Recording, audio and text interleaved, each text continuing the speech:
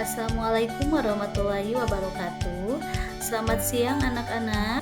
Mana kabarnya hari ini? Semoga sehat selalu ya. Amin. Nah, di sini anak-anak kita lanjut pembelajaran bab 4 yaitu tentang puncak peradaban Islam di Persia. Nah, di sini anak-anak, sejarah lahirnya Daulah Safawi yaitu asal-usulnya berasal dari gerakan Torekat atau Sufi. Safawiyah di Ardabil, tokoh pendirinya yaitu Syah Ismail I atau disebut juga dengan Ismail Safawi.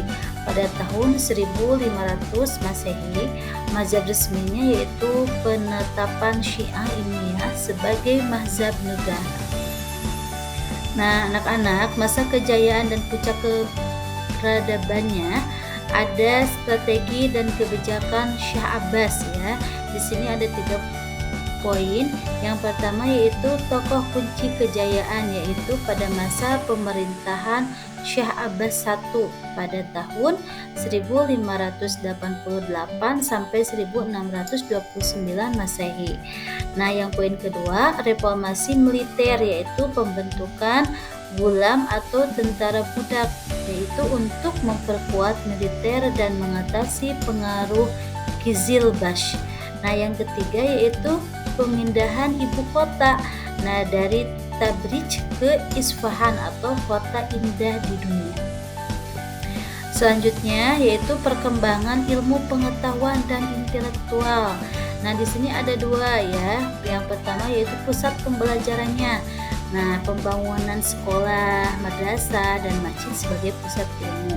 Dan tokoh intelektualnya yaitu sebutkan 1 atau 2 nama penting, misalnya Sadruddin Al-Shirazi dan filsafat. Kemajuan arsitektur dan seni budaya atau Isfahan.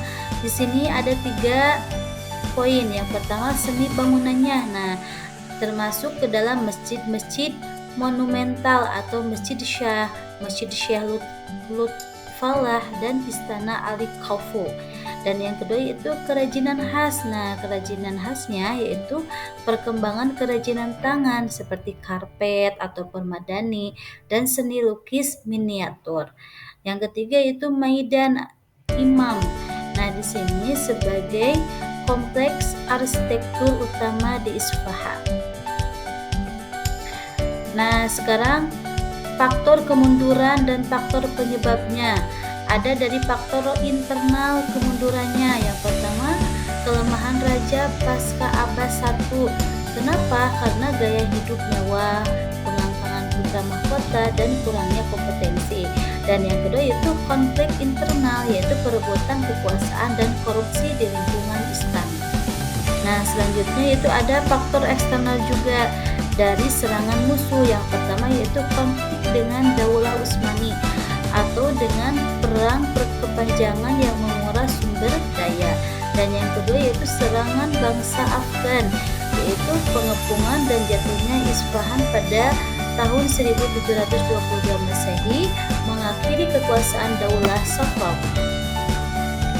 Nah, di sini anak-anak ada ciri-ciri kemundurannya atau tahun-tahun akhirnya, yaitu yang pertama ada kemerosotan ekonomi atau menurunnya perdagangan akibat gangguan keamanan.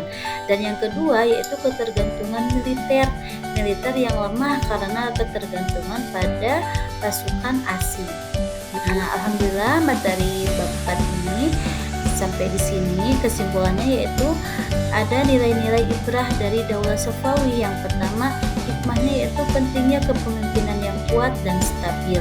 Dan yang kedua, sumbang asih abadi yaitu warisan seni dan arsitektur yang tetap lestari hingga